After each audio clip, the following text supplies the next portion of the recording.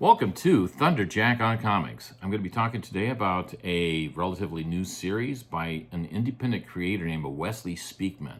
He's based out of the Minnesota area, and the series is called Garage Karate. Now, you got this band on the cover, and it's kind of part of what the series is about is they're going into a battle of the bands. And Wes pretty much redefined how a battle of the bands could look. And it's a very interesting take on the concept. So we got for the main characters, there's 5 main characters, 4 of whom are pictured here on the first issue. There's Jet, who's the lead character, and he plays lead guitar. Kimberly, who is a bass player that he meets, and through her, he meets Holly, who's a keyboardist, and then there's his best friend from high school on drums, a guy named Adam. Now, they all kind of have a little bit of dysfunctionality. I mean, Jed is kind of gets really excited about things, then kind of loses his way. Kimberly, she's a redhead. I think that kind of sums it up right there. She's pretty fiery. Holly is perky, and she likes to talk really fast and really is excited about everything, and she wants to be a part of the band and go out in the battle of the bands and have a lot of fun. Adam, being Jet's best friend, is very supportive of Jet's efforts in doing things. And not in the picture is Jet's roommate, stress roommate, Penny, who is a techie, and she helps try to keep the band on target for what to expect in the Battle of Bands. Now, this is our first effort, and one of the things several things that Wes did with this series that I like, the first frame, he opens up with the name of a song and a band. And he does this every few pages. There'll be a new band mentioned and a new song. And at the back of the comic book, he has a track list of the songs and the bands that appear in the comic book and are mentioned. And they're just mentioned a little tag. And it said, best read while listening to this music is kind of the concept there, I think. And I looked over the band list, and he's got like Goldfinger, Bad Moves, The Beths, Last Import. And I'm like, okay, these are all bands I've never heard of except one, and that's Red Hot Chili Peppers. I know who they are. They're a 90s band, and let's face it, I'm last century. I'm vintage. So I'm not surprised I don't know who all these bands are. And Wes is, like my daughter, a Gen Zer, and really nice guy, by the way. I've been acquainted with him for a couple of years now.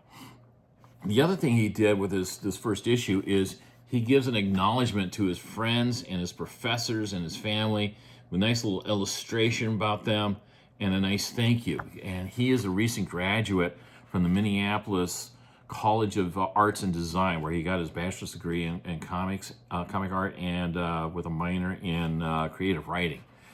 And he's really talented. I mean, you look through the comic book, and there's things like this, where he's got the treble clef on one side of the page, and he's got the measures still continuing on the other end of the page while the band is doing their practice. And then they go up in their Battle of the Bands, when they finally have to face into it. They do a gig. The gig ends up in a brawl between Jet and Kimberly against some guys that are being obnoxious towards them. And they have to deal with, all right, their first band that they face is Dinosauricus. And these guys are dressed like dinosaurs.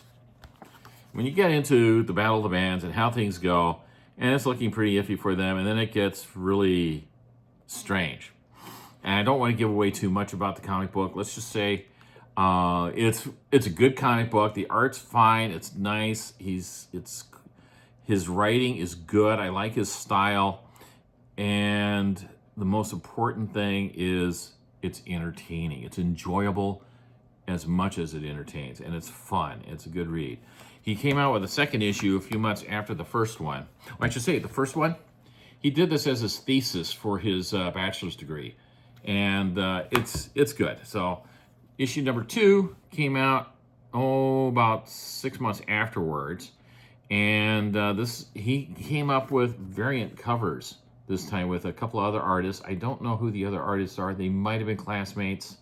That would be a reasonable guess.